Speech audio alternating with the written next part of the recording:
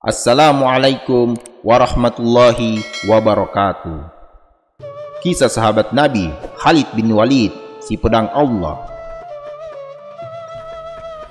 Khalid bin Walid adalah seorang panglima perang yang termasyhur dan ditakuti di medan tempur. Ia mendapat julukan pedang Allah yang terhunus. Dia adalah salah satu dari panglima-panglima perang penting yang tidak terkalahkan sepanjang karirnya.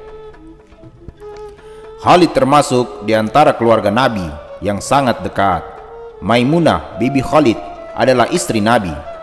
Dengan Umar sendiri pun, Khalid ada hubungan keluarga, yakni saudara sepupunya.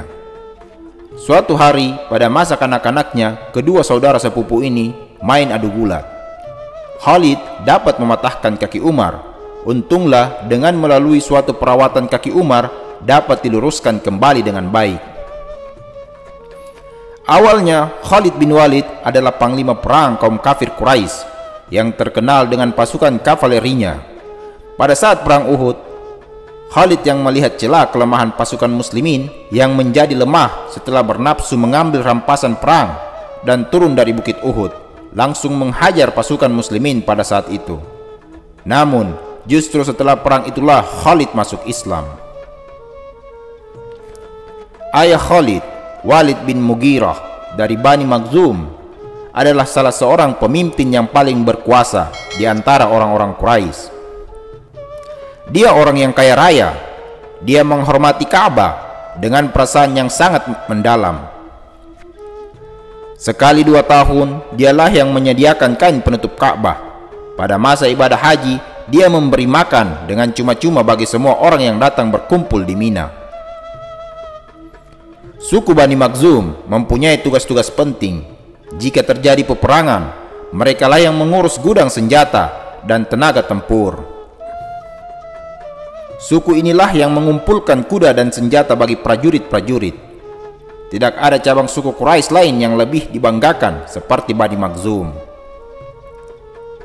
Ketika diadakan kepungan maut terhadap orang-orang Islam di lembah Abu Thalib, orang-orang Bani Makhzum lah yang pertama kali mengangkat suaranya menentang pengepungan itu.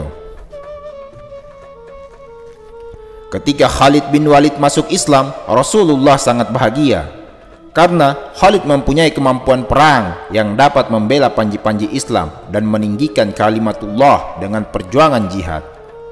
Dalam banyak kesempatan, Khalid diangkat menjadi panglima perang dan menunjukkan hasil kemenangan atas segala upaya jihadnya. Pada masa pemerintahan Abu Bakar, Khalid bin Walid ditunjuk menjadi panglima pasukan Islam sebanyak 46.000 menghadapi tentara Bizantium dengan jumlah pasukan 240.000. Dia sama sekali tidak gentar menghadapinya. Dia hanya khawatir tidak bisa mengendalikan hatinya karena pengangkatannya dalam peperangan yang dikenal dengan Perang Yarmuk itu. Dalam Perang Yarmuk, jumlah pasukan Islam tidak seimbang dengan pihak musuh yang berlipat-lipat. Ditambah lagi, pasukan Islam yang dipimpin Khalid tanpa persenjataan yang lengkap, tidak terlatih dan rendah mutunya. Ini berbeda dengan angkatan perang Romawi yang bersenjata lengkap dan baik, terlatih dan jumlahnya yang lebih banyak. Bukan Khalid namanya jika tidak mempunyai strategi perang. Dia membagi pasukan Islam menjadi 40 kontingen dari 46.000 pasukan Islam untuk memberi kesan seolah-olah pasukan Islam terkesan lebih besar dari musuhnya.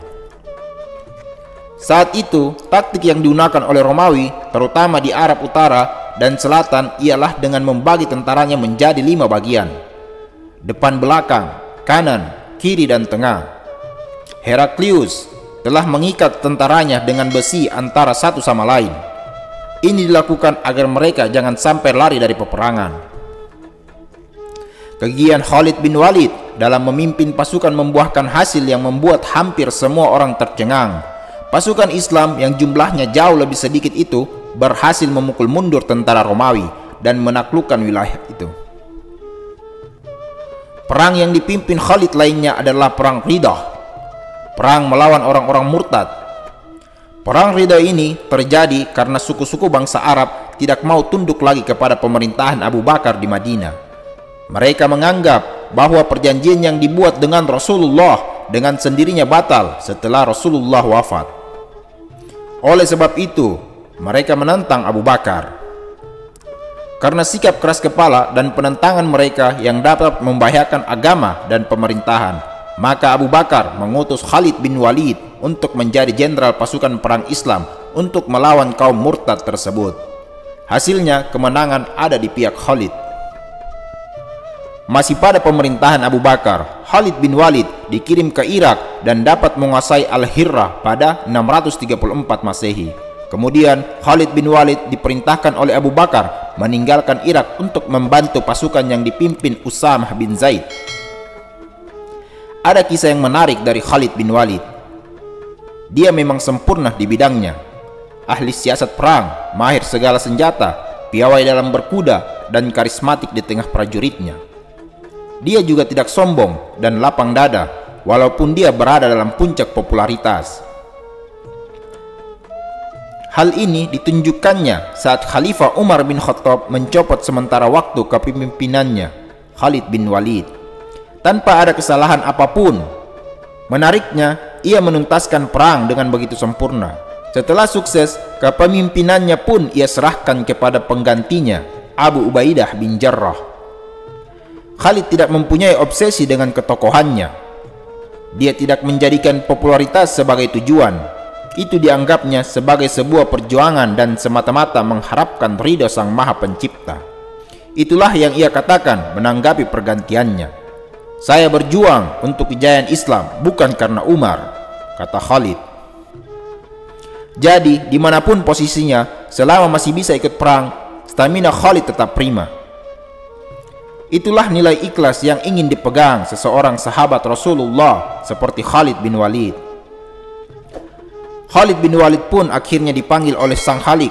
Umar bin Khattab menangis bukan karena menyesal telah mengganti Khalid, tapi ia sedih karena tidak sempat mengembalikan jabatan Khalid sebelum akhirnya si pedang Allah menempati posisi khusus di sisi Allah Subhanahu wa taala. Wallahu a'lam.